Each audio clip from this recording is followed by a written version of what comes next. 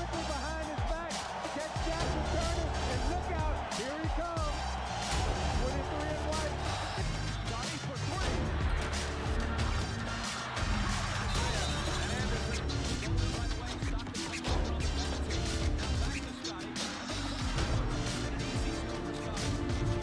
And he was a nice person, those reporters. He saved my life.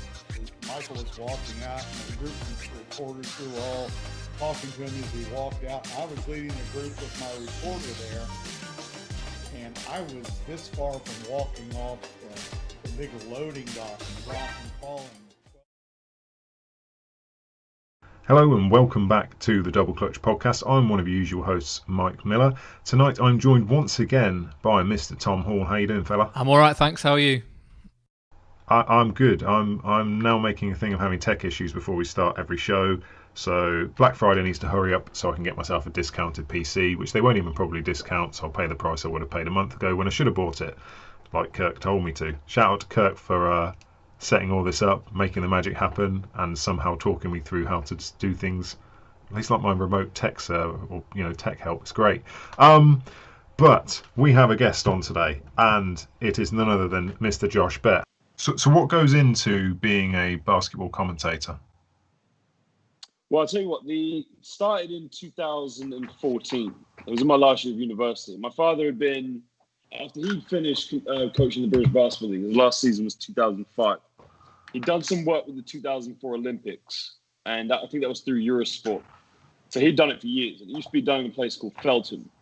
Now, he actually got me a chance to do a Women's EuroLeague game in 2014.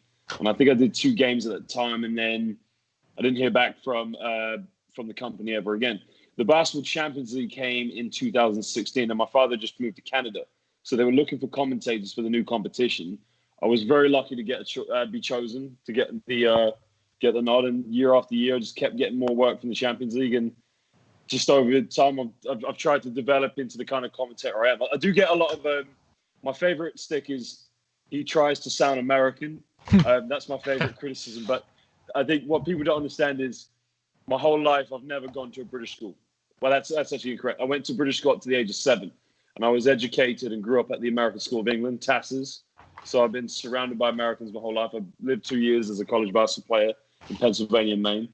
So it's not an alter ego. It's just when I'm talking basketball, I tend to have a propensity to sound American, I guess. But I don't notice it, but people keep telling me. There is definitely a twang. I'm not going to lie. The first time I heard you, before I knew you, I was just like, is he English? Is he? But, it's your accent. What are you going to do? That's just how you sound. There's nothing wrong with it. So all those people can just do one. But yeah, we're gonna talk lots of NBA today. In fact, we've got so much to get through and really not enough time to cram it all into 56 minutes. So if you're not already, make sure you're following us at Double Clutch UK on Facebook, Twitter, Instagram. If you're not on our Discord community server, get in there. It's discord.me/Double Clutch. And if you're listening back to this, why not come and watch it live? Because we're live right now on twitch.tv/Double Clutch UK. So much to get through. They've had a sort of schedule come out of what the events are going to look like through the year, which is totally different, but we're not really going to touch on that at all. The Pope had an audience, or rather, How random was the that? NBA had an audience with the Pope today. I was just like, what? So there was I don't know what you'd call it, like a party of NBA players and union representatives ended up at the Vatican, which is just not something I expected to see today. It's probably the strangest free agency story so far, apart from that trade that the Thunder just did at the end yesterday, I think it was, or early this morning. It's all blurring into one. But it is free agency. It is the carnage of free agency. There have been loads of moves. I think I saw a tweet that 89% of roster spots have now been filled, so we are nearing the end. Tom, I'm going to come to you first. Who do you think the big winner of this compressed off season, so we can include the draft as well, but who do you think the big winner is of free agency so far? It's tough. There's a few teams up there. I'm always a big fan of the blow it up style of doing it. So I'm a big fan of what OKC have done, not just taking in players that other teams don't want and getting picks for them, but then flipping those players as well and still somehow managing to get positive assets for them. So I'm a big fan of that. I do think, though, and I'm very reluctant to say it, The Lakers, for me, have been the big winners, considering they had such tight restrictions. They've somehow managed to duck and dive and to find ways around all of it and to get all these players in that, I mean, they had no shortage of people taking the mick last year for the absolute crapshoot of a roster that they had around LeBron and AD. This year, they've actually managed to get in some players that can do a job when neither of those are on the court. So credit to them; they're my winners. Yeah, I completely agree. One of the things they preach about being successful is to have consistency throughout the roster, like minimize roster turnover. And the Lakers have kind of just gone, well, yeah, let's see how well that goes. They've got rid of, well, Rondo's gone. Dwight Howard's gone. They were obviously key rotation players in the finals. Avery Bradley wasn't in the bubble, but was a key contributor throughout the regular season, has gone. Loads of other guys are they're just gone, basically. Josh, are you concerned at all with the roster turnover? Can they make this new mesh of personalities merge? And how impressed are you with what they've been able to do? Well, I keep reading every day. I keep my eyes on Anthony Davis because I'm starting to wonder. I mean, there was the whole thing with Danny Green on Instagram where supposedly he's giving it away by congratulating AD on his new contract. So everyone's 100% sure that he's going to re-sign with the Lakers. I mean, he's technically a free agent. But if he is indeed going back, then I can see the Lakers repeating straight away. I mean, look at it. You've got Dennis Schroeder coming in. He's going to replace Rajon Rondo, a much younger version. I'm not going to say whether he's the same caliber player, but again, you can only look at how he contributed for OKC in the playoffs. Harrell as well, 6th man of the year. I mean, that's a very, very big signing for them. That fills the gap. Dwight Howard and possibly, am I correct, JaVale McGee's been traded to Cleveland today as well? Mm-hmm. Yep. So Gasol opted in and traded out. Love it. I mean, that's the replacement for them. I mean, Harrell will play that center role. Marc Gasol, being a very experienced player himself, a two-time world champion. Remember, he won the world championship with Spain in 2006, and not only in 2019, but also an NBA champion. There's an experienced big man for them. And Wes Matthews as well. I think he's a 13-year pro. I think with the Lakers, you won't see him average the same numbers he had last season with, I can't remember who was at last year, if it was Milwaukee for 67 games. But again, I can't see anybody challenging the Lakers in the West. I could be wrong on that, but I think with players like Schroeder and Harrell coming in, that's a big statement from the Lakers, especially if you've got Anthony Davis coming back, because the basketball that Davis and LeBron James played last year, I mean, it was unbeatable. Simple as that. I think what worries me with the Lakers signings is that Gasol's being thrown around as if he's more than he currently is. Like, he is, former defensive player of the year, multi-time All-Star, excellent big man. He's also not been able to stay healthy now for a few seasons. And that worries me. Like, he's still smart enough where he could contribute in the 2019 finals run where he managed to play excellent as good a defense as you can play on Joel Embiid. But there's not really been anything last year. So I'm intrigued to see what he can provide on the court. And certainly he's the big body, he can rebound, he can pass, he can do all of that. But he needs to be on the court. Montrezl Harrell, what a steal that is. 2 years, 19 million for the guy who just won 6th man of the year and picking up the runner-up for 6th man of the year. They've suddenly gone from having no depth to having two of the best bench players there are in the league right now. It's a tremendous haul. Is there any risk at all that AD doesn't opt in? He's got to opt in. They've got a ring and a better roster. Why? What motivation could he have for leaving? I think it's just holding off so that they can get these deals done. But the thing is as well, even if he wanted to go somewhere else, which I don't know why he would, but there's no cap space anywhere now anyway. So he's going to get it back to the Lakers, I think. And with those guys that you touched on before, with Gasol and even Wes Matthews, who we've not mentioned that much, it's a good point for them in their careers as well, because all they've got to do is stand around the 3-point line and try and knock those down when AD and LeBron drive and kick. So they are aging. They are getting into the mid to late 30s. But it's a good place as any to be at this point in time. Oh, Wes Matthews is another steal, isn't he? 1 year, 3.6 million. That's just that's chump change. That's ridiculous for a guy who shoots basically 40% from three, despite coming back from a ruptured Achilles about 3 seasons ago, still can be a defensive presence. Did anyone else notice that Markieff Morris re-signed for the minimum? Yeah, today, right? Yeah. This is probably just me. I kind of feel like with his brother Marcus signing the 64 million 4-year deal with the Clippers, that he's kind of like, because they used to share salary when they were on the Suns, I want to say. Do you remember that? Mm-hmm. I kind of feel like he's the guy on the chase who takes the negative amount. You know what I mean? Yeah, Like yeah. that doesn't work for anyone who doesn't watch the chase, but just like it just feels really weird that one of them's got 4 years 64 and the other one's on a vet's minimum. Yeah. So he knows someone else is going to cover for him, so he can yeah, take that exactly. deal. He's like, I just need to get back. The money's already there. Yeah. Okay, let's move on to another team. But just before we do, we're running a competition today. We have a digital copy of the next gen NBA 2K21 on Xbox to give away. So if you want to enter it, you've got to be watching live now. So unlucky if you're listening back on podcast. In the comments, you basically hit ! NBA 2K21 and you are entered into it. You must be following us on Twitch, and we will randomly draw it at the end of the show. It's as simple as that, and you bag yourself a copy of the latest 2K21, which, for all intents and purposes, I don't have on an Xbox at all, and I don't have a PS5, so you'll have to tell me how good it is. I only have it on the retro PS4. It's retro now, isn't it? Who else has had a particularly good off-season for you? Josh, is there anyone who stood out to you? Because it certainly hasn't been your Magic. Let's not even go there, please.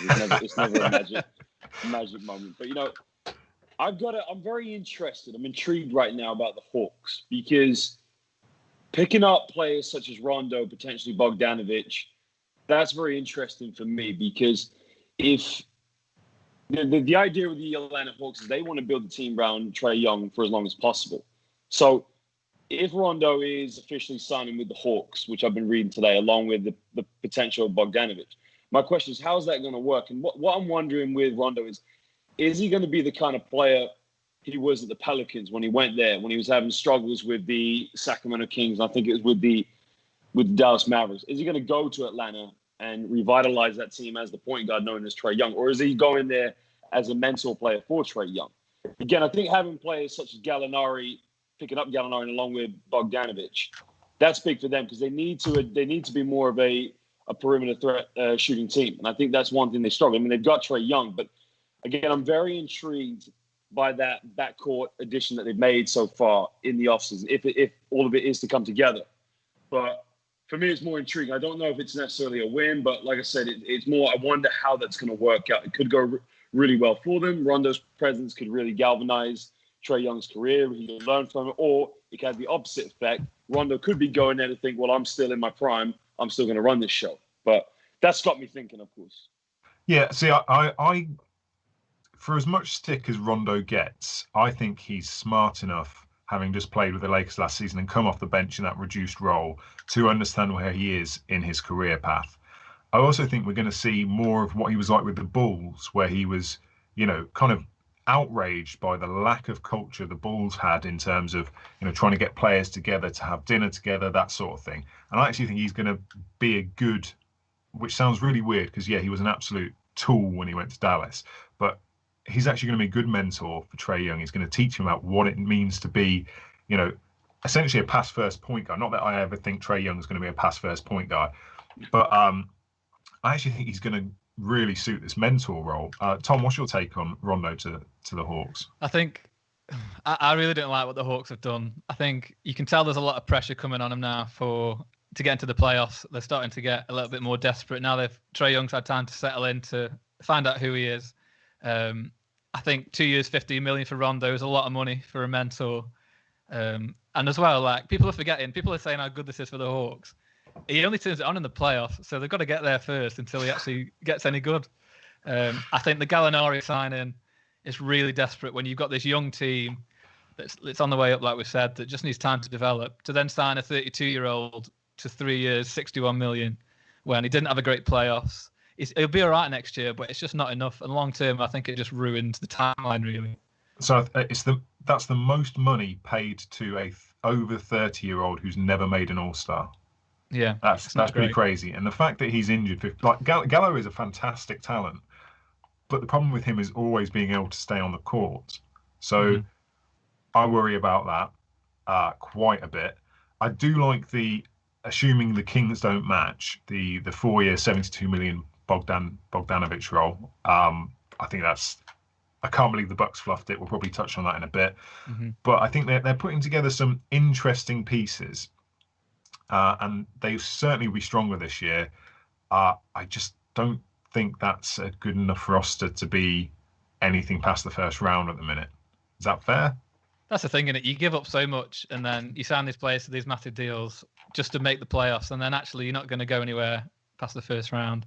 Even now, to the extent where people are questioning where John Collins, who's been great for him, if he's going to be traded, because he's due a payday pretty soon. And now that front court is getting pretty stocked up. So like, what's going to happen to him? I don't know. I'm a bit sad. I'm glad I'm not a Hawks fan. Big questions for them.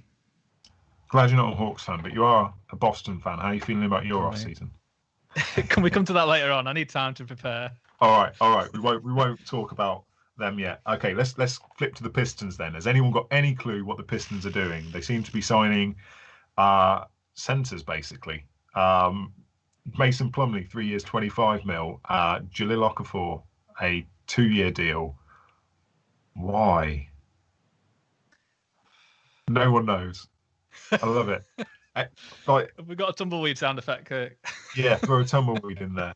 I mean, Christian Woods jumped ship. He was a player talked up quite a bit as being sort of a sleeper and was about to emerge that once Drummond they'd moved off Drummond.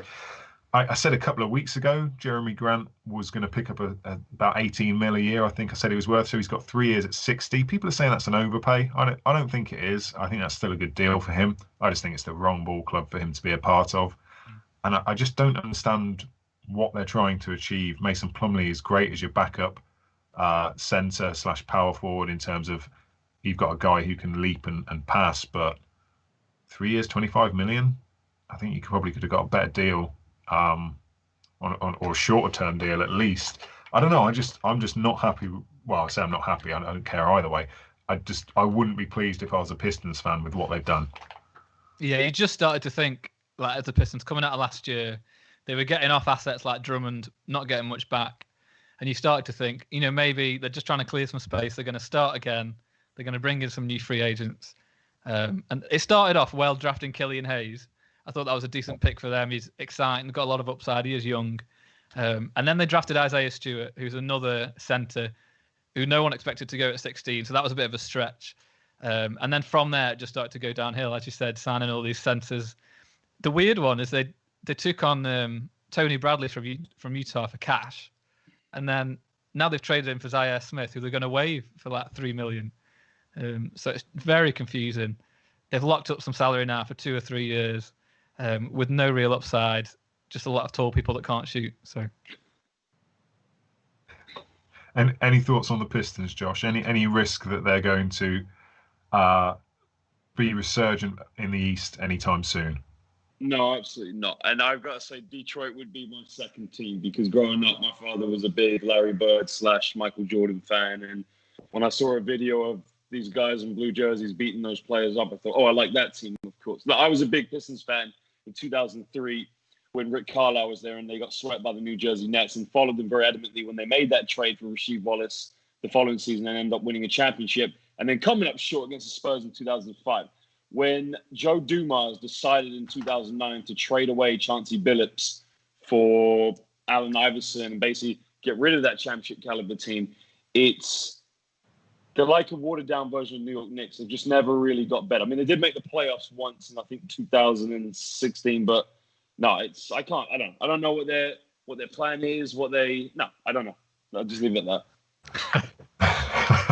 Not filling that new arena anytime soon if they do allow fans back anyway. Should we talk about the Bucks for a bit? Because they've had an interesting one. So very quickly they traded for Drew Holiday.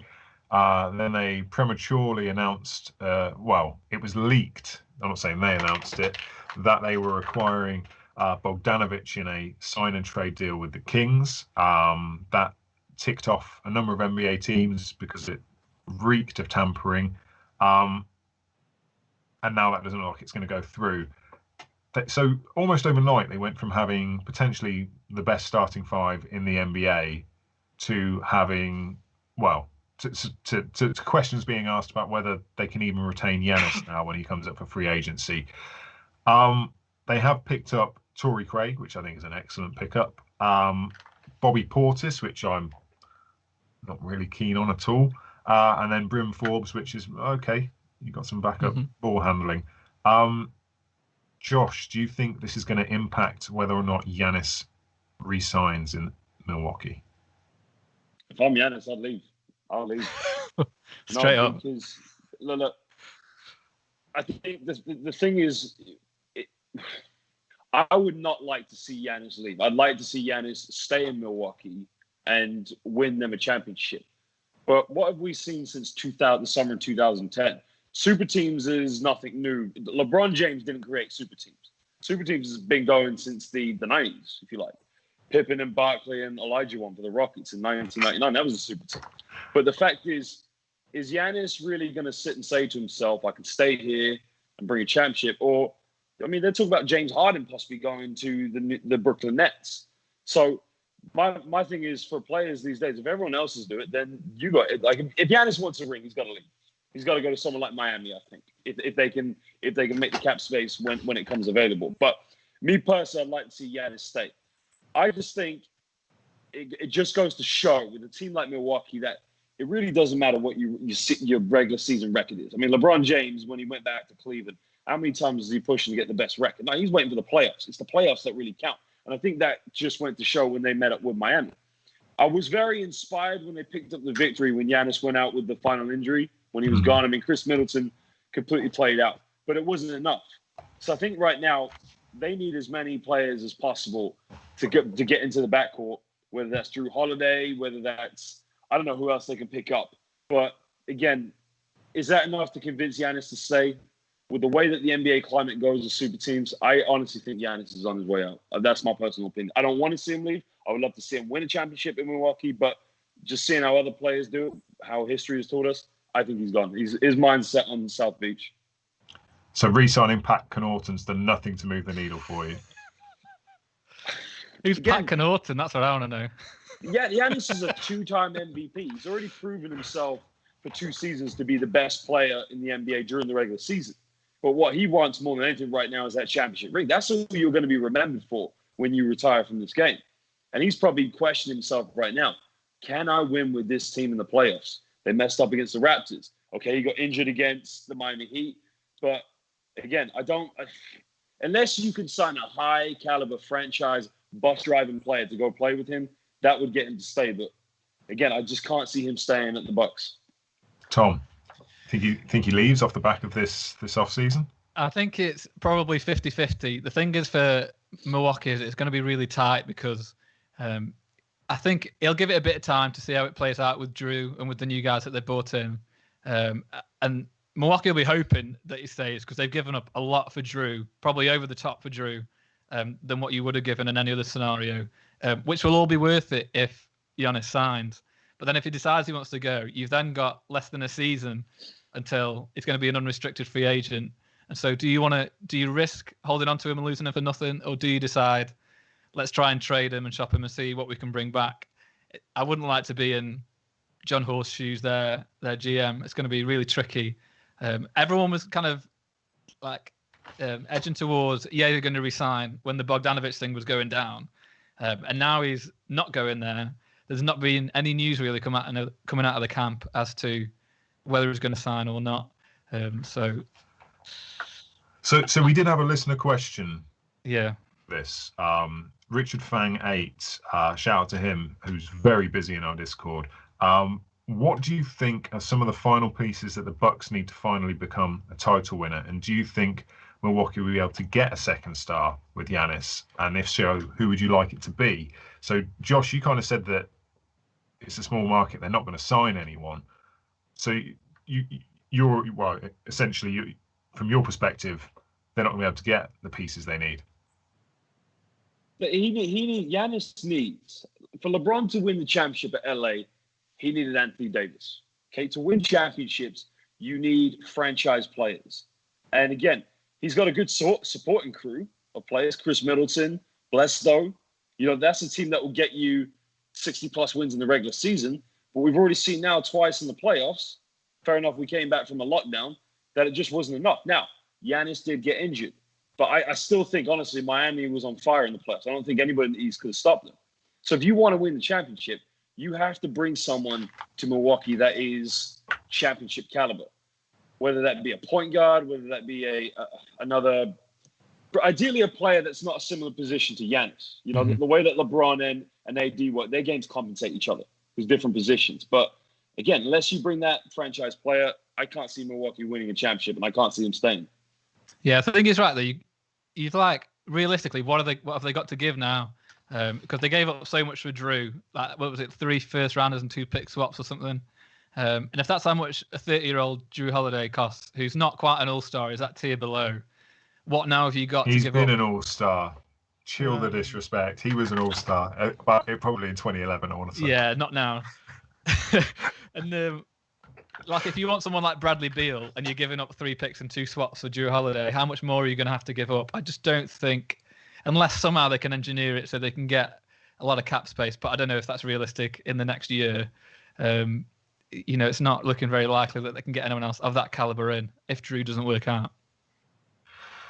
Yeah, for me, I was convinced the personnel they had last year was sufficient. I certainly don't think that the bubble, sorry, not the bubble, but the stoppage and the break and everything helped them in the bubble, because they look like a totally different team. But I think there might be a system issue in that it's so predominantly Giannis gets the cup. If you can dunk it, great. If you can't, kick it out.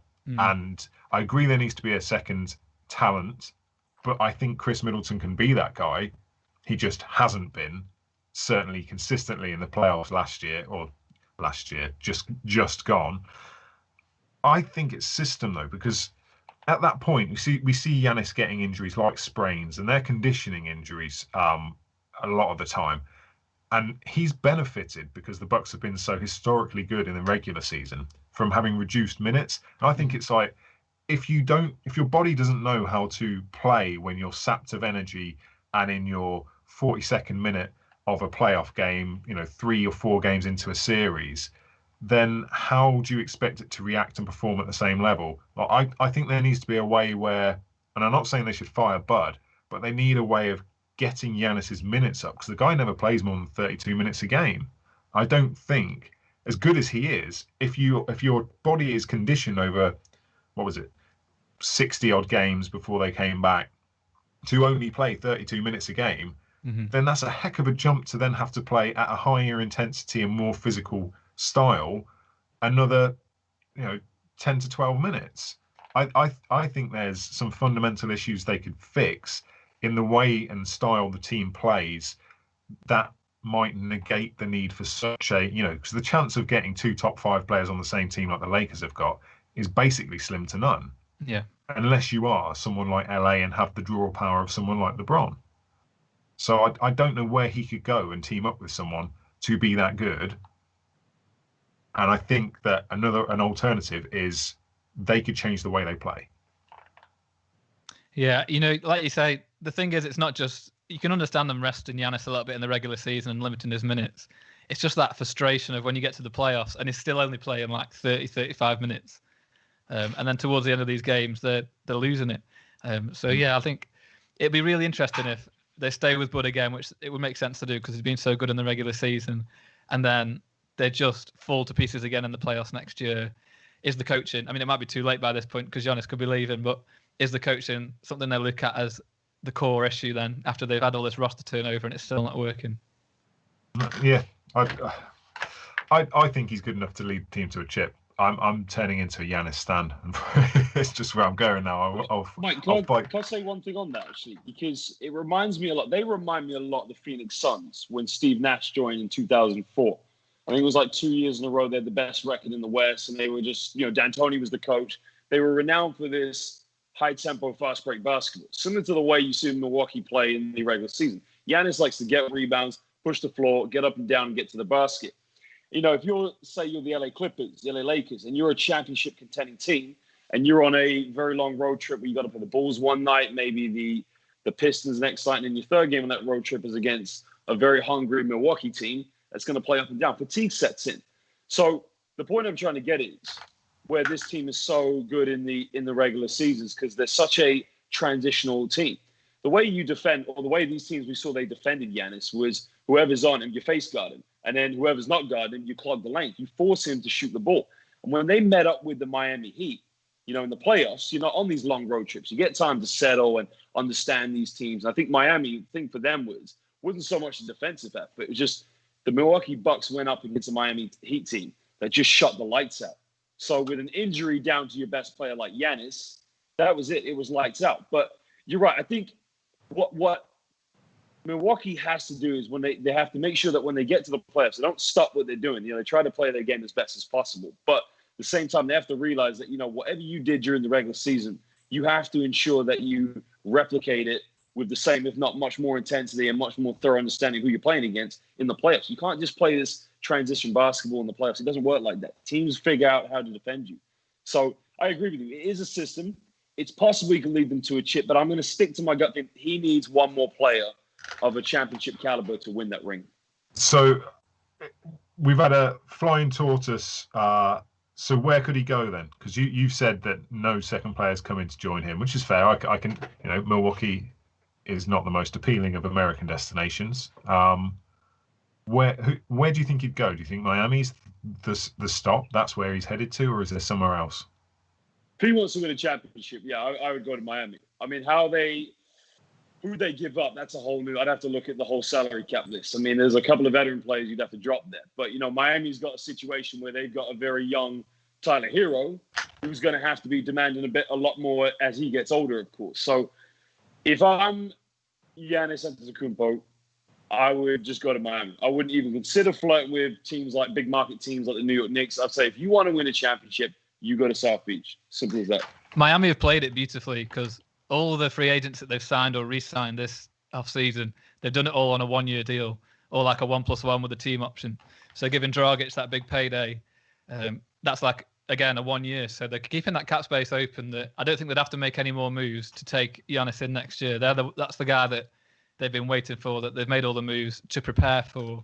So they'll just be hoping that, he decides to be an unrestricted free agent next year. Someone else has done something clever like that. I can't remember who it is, but they've signed someone to 4 years. The first year is like 22, and the second year it drops to 19 to give them cap room for that off season. Then it bumps back up again. That's the Raptors, isn't it? That's the Van Vliet re-sign. Okay, so who's had a bad free agency then? Who out there do you think has just had an absolute shocker? Tom, let's go with you first because I can see you sort of smirking. How long have you got? Yeah. Not that long. We've got 27 minutes left and a ton of stuff to run through. I mean, the elephant in the room, the Celtics have just had an absolute mare. You've got all these rumours coming into last week. You've got 3 draft picks. Surely they can't take all 3. And then they still take 2, even though they've got no roster spots. And don't move up at all, even though there was rumours coming out that they'd even try and get into the top 3 on draft night, which was always unrealistic. But giving people that hope was deadly, really. And then you've got this Gordon Hayward thing. It kind of comes out that he's looking to go somewhere else. And then we get this tease from Gary Washburn, who's a Celtics reporter, who comes out and says they're going to do a sign and trade with Indiana. There's talk of Miles Turner. And then what the sticking point is what else they get with Miles Turner. So Indiana want to give up Doug McDermott. The Celtics want either Oladipo or TJ Warren, which is just ridiculous. But I'm thinking bare minimum, we're going to end up here with Miles Turner and Doug McDermott. Not bad, considering Hayward wants out. And then about 2 hours later, you get this tweet saying he signed with the Hornets for $120 million, which is just unbelievable. So he's gone. We can't take anything back because of the way that the cap space is working. And then the big free agent that we get is Tristan Thompson, and that's it. So it's been absolutely devastating. Well, you got Jeff Teague as well. Relax. You got Jeff Teague. I'm not sure about that. The one team that I think has been worse off for this is Charlotte. And I think Jared Wise said it best. He's another Celtics guy that he's not seen a deal to this extent where both teams have lost out. Yeah, it's Josh, not great for either. Anyone stand out for you, Josh? I mean, I'd have to go with the Clippers right now. Just seeing Serge Ibaka at the moment. The Clippers totally collapsed against the Nuggets in the playoffs. So you first thing you got to think is, well, we need to bring in reinforcements. We need to bring someone into the system. And so far, only seeing Serge Ibaka, for me, that's, I don't know. I mean, I'd have to say the same thing. What they're doing when we're talking about the Pistons, I'm not quite sure. I agree with what you're saying about the Charlotte Hornets, but again, no disrespect to the greatest player of all time. He's just probably not the best owner in the history of basketball. We saw that with the Bobcats, and we've seen that with the Hornets. So whenever he's definitely not the GOAT owner. No, he's not. But the thing is, what makes me laugh even more, and I'm still wondering why he's done this. I mean, drafting LaMelo Ball for me was strange. That was just the strangest thing. I would have thought Michael Jordan would have wanted.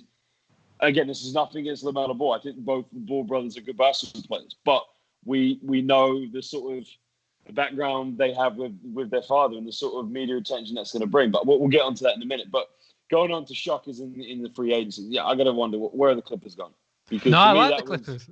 I like what they've done. I think Ibaka gives them a bit more rim protection over what Harrell gave them. He gives them a lot of outside shooting, and it's not a bad contract for him. I think they've improved, if anything.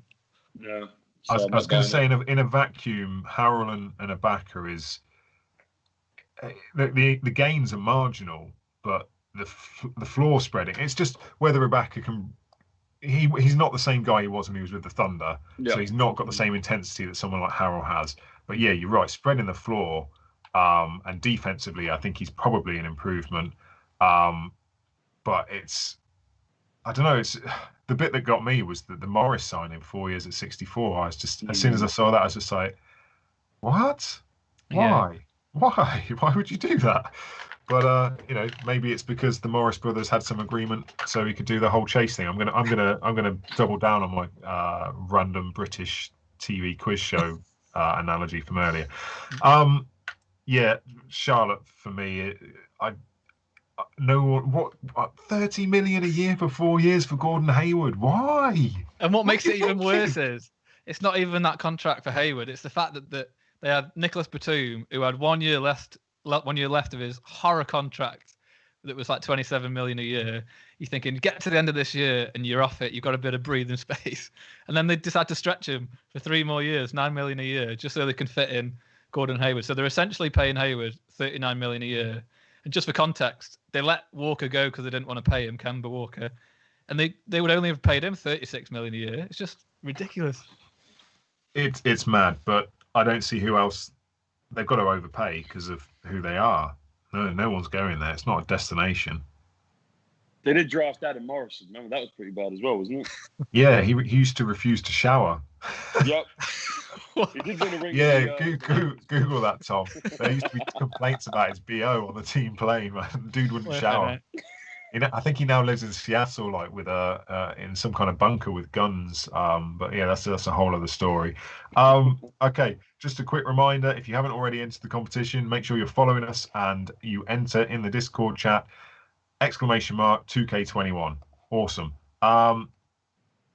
Let's talk a little bit about 2K because there was 2K Fest on Friday. Did anyone catch any of that? I know that Tom did because you managed to win a PS5 copy of the game. Yeah, did pretty well. So they were doing like these, I think they were giving like 17 codes out over like 10, 20-minute intervals. I thought, I haven't even got a next-gen console yet, but I'm just going to try my luck for when I do get one. And then, about 2 minutes later after I typed the code in, it was still there. So did all right. Nice. So basically 2K Fest was 24 hours around the world of celebrations of the game, essentially, coming out on both next-gen consoles. Friend of the show, Mo Moonsie, was on it for a heck of a lot during the UK section. And then we had more news. Well, I had a bit of a news announced then that they doubled down on today. The City of Birmingham Rockets Basketball Club have essentially become the first 2K Foundations Europe beneficiary. So they're getting some incredible new bits. They're getting a new facility. They're getting a minibus. They're getting extra funding for coaching sessions, to put them into schools and things like that to really help promote grassroots basketball in the UK. Josh, I imagine this is something that's pretty big for you, just promoting the game over here. How awesome is it that something as big as 2K is supporting grassroots UK basketball? Well, the game of basketball in the UK needs as much support as possible. Mm-hmm. It's the second most played sport amongst young players here in this country, boys and girls. So anything is big with an NBA with an NBA logo such as 2K can only help even more. I mean, we need the support because we need the government to realize the positive externalities of basketball for young players. And like I said, the more, the better. But hopefully it keeps coming and coming. Tom, what was your thoughts to hearing this? Yeah, I mean, I didn't fully understand what all of it meant, but it sounds good. I'm not even going to bother explaining it then. But I give you a lot of credit to 2K because they were kind of a lot of the reason that I got back into basketball because I got hooked on one of the old career mode demos, and then that kind of drew me back in. So a lot of love for those guys. I've got to say, your accent came right through them with hooked. Devin Booker. Yeah, that's Stoke. That's full on Stoke. Well spotted from the hook. Yeah, that's the one. So yeah, it's. I think it's fantastic. I think that 2K itself is a massive game over here, and it is similar to the way that Madden was a gateway game for people getting into the NFL. It's quite similar in getting people into the NBA, which is only a good thing. They're helping not only like a British club, but a particular city that needs more basketball. Man, I grew up near Birmingham and played junior National League for the Bullets, and I was gutted when that franchise went bankrupt essentially. I think they tried again with the Knights. Is that right? They had a Knights team briefly for like a season or two, or do they just? With the Panthers in 2008, and then the Knights in 2014, and both collapsed. So it's anything to help support basketball in that area because there's a ton of ballers out there. It's mad. But shouts to 2K for that one. Let's jump on to some listener. Let's just before we get on to the listener questions, let's talk about the Tampa Bay Raptors. Mm-hmm. So the Raptors will be starting the season in Tampa Bay. I saw a particularly annoyed Orlando Magic fan, shout out Garrett Jones, getting really frustrated with the Tampa Sports Arena showing support for the Raptors when, in his opinion, they should be showing it for the Magic. We've got a Magic fan here as well. Are you? Has this got you vexed as well that Tampa has the Raptors coming and now the Orlando are the third best team in Florida? Sorry. First of all, shout out to Grant Jones because lovely fella. We've spoken on the phone a few times, and when you said he's upset about this, he said to me on the phone in the summer through the lockdown, he was just talking about I usually watch Orlando every Sunday, and when they lose, I'm not a very happy man after that. So I could just picture him having a fit at home about this problem. It was brilliant. He was tweeted directly back to them, just like going absolutely off. It was amazing. I loved it. Tom, they're not in Buffalo, which is good for your geography. I know where Florida is. So. You know where Florida is. Excellent. Good thing, bad thing, just a weird thing.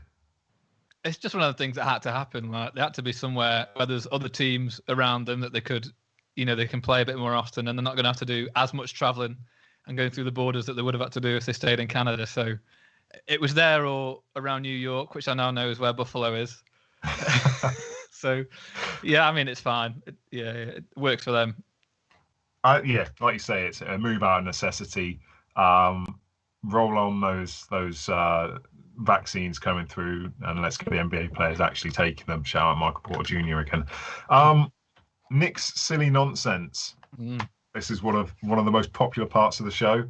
So, with LaMelo Ball drafted, his name is a mashup of other NBA players' names. Your challenge is to create an impressive sounding draft pick for 10 years' time that is a mashup of current or past NBA players' names, and he's written asses, but I think he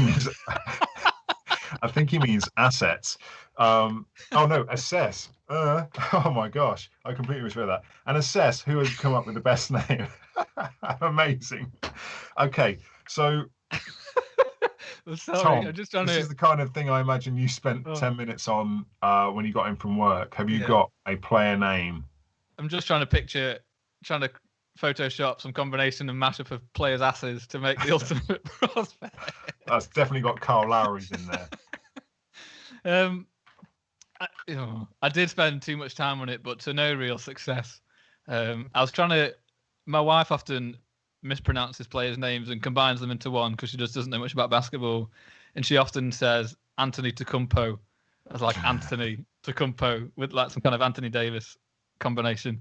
So I kind of went off the back of that. I went for Cawilt Anthony Davis Tocumpo. Cawilt Anthony. Yeah. Right. Okay. You just throw loads Wilt, together. AD, Which is kind of what I've done for one of mine. Go on.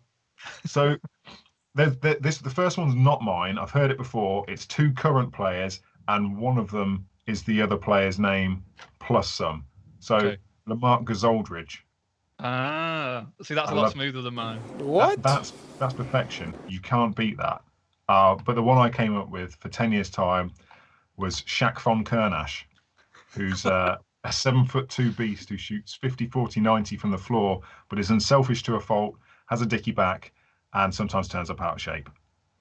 Nice. So... I like the sound of that. Josh probably doesn't have a clue what's going on right now. Did you? No, I do. I remember we're looking at LaMelo Ball's name, but I've got one for you. I've taken 4 players. Okay. Oh, this will be good.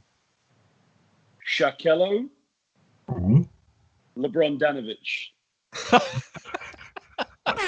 What part of the world does that player come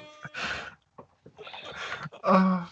Just like Serbian by like genetics. Can we make up a country name as well? Why not? Go for it. I mean, look, there are 370 or whatever that have been made up at some point or another. The reason Bogdanovich had to come into this was when I was at the FIBA World Cup commentating, there was a player for the Philippines, because Philippines played Serbia.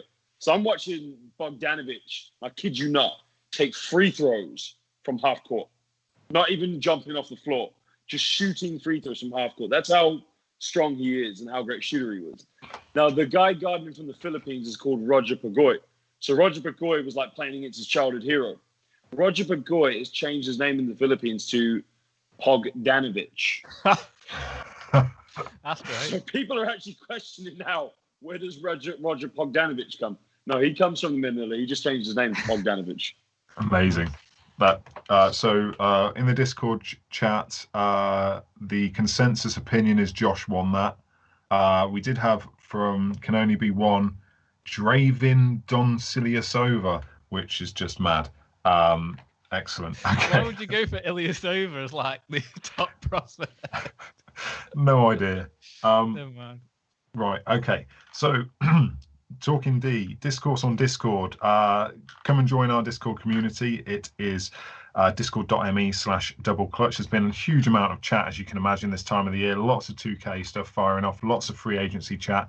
By popular demand, we're going to run a fantasy league. So if you want to be part of that, make sure you're part of the Discord.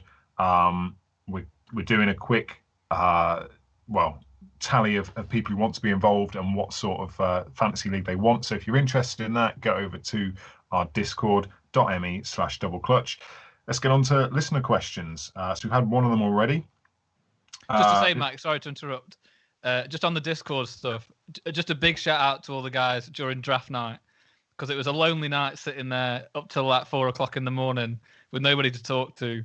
But the Discord was keeping everyone going, I think, trying to keep everyone awake. And it was good to kind of share those reactions to the shocking picks with one another. So I've got to admit, I woke up and read through all that, because there's no way I was staying up for that, especially after the way you'd sold it on the show previously about how boring it was going to be. And then you just added to it by saying how lonely and effectively rubbish it was staying up till 4 a.m. So I'm glad. Well, it would have been if it wasn't for the Discord, definitely. Yeah. So shout outs to Discord for putting together a better event than the actual draft.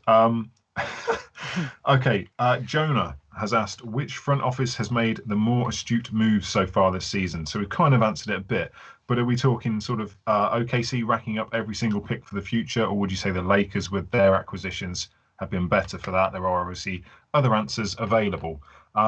Josh, who? Yeah, I'd have to agree with that OKC, because what is it, something like 16, 17 picks over the next 6 seasons in the first round? Something extortionate. It's ridiculous what they've put together. But the reservation I have of giving it to them is for the reason that Tom hinted at a little while ago, talking about the Celtics. You know, it's all very well having all these assets, but if you can't turn them into something down the line, then what good are they? Like, I get that they are great to have, but if you can't do anything with them, you've only got 15 spots you can fill on. What are you going to do? Just start waiving players or not? In fact, not taking up their rookie options year after year. It's just, I don't know. I think the teams that are getting the tangible asset, and I hate referring to a player as an asset, but they're like the actual physical player who's ready to go. I think I'm going to put them over the potential players. I love what they've done because it's exactly what I do on 2K. As you say, the first pick that they had, which they actually used, which I think number 17, which they kind of did through the Timberwolves, they took Alexei Pokusevski, who I can't see playing a single minute of NBA basketball ever in his life because he's as heavy as Kyrie Irving, but he's like 7'2" tall. It's just ridiculous. So they might have just thought, we've got all these picks, let's take a flyer and hope that it works out. But yeah, it's going to have to be better than that moving forward if they're going to get the kind of value that we all see him having. No, I think that's pretty fair. Dave Kell 13. On a scale of 1 to Montrezl Harrell, which free agency signing has got you most excited / took you by surprise? See, I'm going to go way off the reservation here. I'm not going to go for any of the big names. I'm going to say Damian Jones to the Phoenix Suns. Because no one cares about Damian Jones. Atlanta Hawks, big man. But he's a 2-time champ. Admittedly, he was a bit part on the Warriors. But there was his second championship with the Warriors where for a minute, I think he came up from the G League and went straight into the starting spot with the Warriors. But through the first 2-3 months of the season, he had actually a decent case for an MIP candidacy because he got injured in the end. But he was a phenomenal, just athletic rim. And I could see him working really well with Chris Paul. I think that's a steal. And I can see Tom just wetting himself. No, I can't believe you've gone there as like the first way off the reservation. Way off the reservation. Because I was trying to pick something I knew you guys wouldn't pick. Yeah. But I think he's an underrated asset and a good pickup for him. I don't think he's going to play. If Ayton gets PED banned again, then at least they've got someone who can just fit in an athletic role. But then they drafted Jalen Smith at 10 as well, who's another kind of stretch 5. So I can see him playing more than Damian Jones. But I like him as a backup. Don't shoot me down. Anyone for you then? Who's your? I can't remember what the question was. On a scale of, which free agency signing are you the most excited about, Tom? I was just surprised, really, more at kind of the money that these shooters were getting. So you got Davis Bertans and Joe Harris, that are like decent players, and obviously their biggest skill set is their shooting, but they are probably more well-rounded than they get credit for. But not to the extent where Bertans is getting 5 years, 80 million, and Joe Harris is like 4 years for 75 million for the Nets, which is what they probably had to pay to keep him. But for someone who is mainly just a shooter, that is a lot of money for, you're probably going to be the 3rd, 4th best player on your team. I just think that's the way the game's going, isn't it? That is the in-demand, attribute. I can't even talk now. At the minute, so that's what the market price is. That's why someone like Wes Matthews becomes more of a steal. Yeah. I do think that like the Blazers picking up Robert Covington, that kind of player, when he eventually needs to earn more money, is going to earn a lot more than those guys did because he brings the defensive side of it as well. Josh, anyone stand out for you? I'm gonna have to wind up Grant Jones here and go to the Tampa Bay Raptors and talk about. Is he from New Zealand or is he from Australia? I still can't. He's Australian, and I think we're going to go for like 5 weeks straight with a reference of him now. But yeah, he's Australian. Yeah, come on. But he was born in New Zealand. Am I correct? You might be right on that, actually. Right. This is what I was trying to figure out because. Let's just go to rugby, for example. If a New Zealand player left New Zealand to go play for rugby, regardless if he moved there or not, I don't know. Maybe I just don't understand. I thought that was quite... Anyway, I'll stay off the whole politics situation. I just thought that was, the two countries are quite big rivals, of course. But but the New Zealand national team are absolutely terrible, except when they played GB a few times. They're not great. They're better than people think. Trust me, they are. That's not a ringing indictment, though, is it? They're better than people think. What do people think? Yeah, exactly. They are a good basketball team, okay? Pero Cameron is a good coach. They've got a good set. But yeah, I'm going to have to go with Aaron Baines of the Tampa Bay Raptors. I can't believe I didn't say him. So thank can't believe you Josh, for doing that on my behalf. What do you go for? 14 mil a year? Something like that. It was something good. I mean, he deserves it. People are talking about like Gasol leaving a hole on the Raptors, but I think Baines more than covers up for that. I think he's probably better than Gasol would have been in this next year. Okay. Second best team in Florida. Third. Oh, no, they are the second best team. I thought you were talking about the Magic again. Ben Bean 5. Which Western Conference non-playoff team from last year has given themselves the best chance to get in this year? Tom? It has to be the Suns, although I say that through gritted teeth because I never feel confident backing them. If they all stay fit, I think they're kind of a lock-in for the 7th or 8th seed. I like what the Timberwolves have done. I just don't think it's enough this year to make the playoffs, even if D'Angelo Russell and Edwards kind of have a better year than people expect. So the Suns for me. Is that the same for you, Josh? I mean, that's a tough one because you'd have to go with the Suns, seeing as they went undefeated in the bubble and just came up short of making the playoffs. But again, I mean, the amount of teams you can never put a San Antonio Spurs team to the side, regardless of how poor they are compared to previous seasons. They still got the same ethos and philosophy under Greg Popovich. You got a young New Orleans Pelicans team, so they'll be hungry to make it as well. I mean, it's just too tough to call. Minnesota Timberwolves, give it a few more seasons, maybe 2 or 3 before they become a contention for the playoffs. But my gut feeling would say the Suns, but I think it will be competitive as usual because there are a lot of teams that'll be fighting that 8th seed. Sacramento, nah, can't see it. Just a reminder, the Warriors didn't make the playoffs last season. Ah, that's true. Well, Clay's out now. They won't make it again either. That's a hot take. Really? They're not even going to make the 8th seed? No. Steph, Draymond. Wow. Wiseman. Wiggins. They've made some decent moves, around the fringes. The Warriors have done all right with the free agents and the people that they've managed to bring in. I'd take that back. They'll be an 8th seed at least, probably. Yeah, they will. Yeah. Maybe you forgot that they signed Brad Wanamaker. So. I was disappointed they didn't get Gasol. If I'm completely honest, I was hoping that they would. Okay, Flying Tortoise. Believe it or not, this is a serious question. Can we get a serious chat about? I can't even say it seriously. Can we get a serious chat about the Knicks? How would you rank their off-season and chances for the upcoming season? I don't know what he means by chances, because if he means chances of a championship, then that's not a serious question. Playoffs. I don't know what he means by a serious chat about the Knicks either. What does he mean? Well, it's okay. So I give Flying Tortoise his dues. Long-time listener. Mm-hmm. I think the Knicks have done well by Knicks standards this season, or off-season. They have not. Piss, right? No.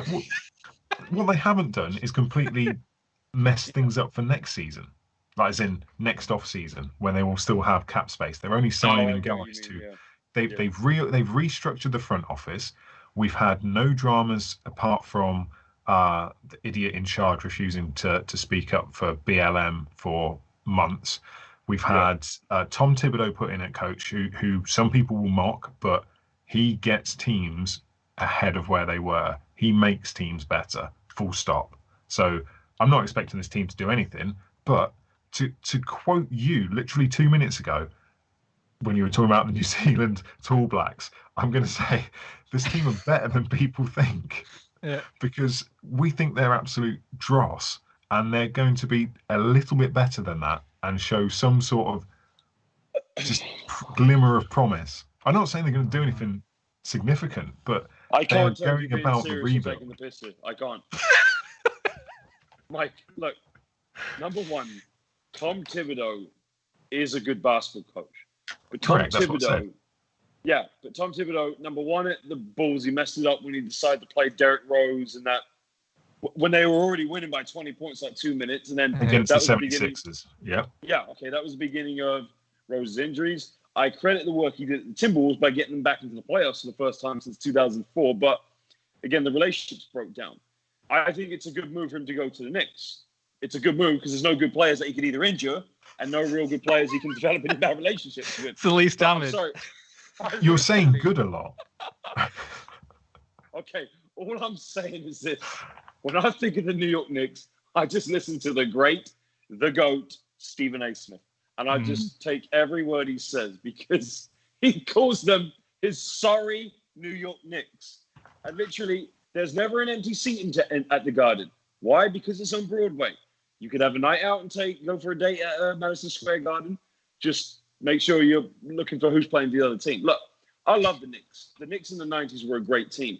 Early 2000s when it was Sprewell, Houston, before Stephon Marbury got there as well. That was a decent team in 2002. But just since, what's the owner's name? Dolan. James Dolan. Yeah. When Isaiah Thomas came in 2005, 2006, man, if that was a ski slope, you'd be skiing for like hundreds of miles. I mean, the NBA needs the Knicks to be good. But if you're going to ask silly questions like, can we have a serious question about the New York Knicks? Teams are probably looking at the Knicks like, I'm going to get my stats up on that night. Like, wow.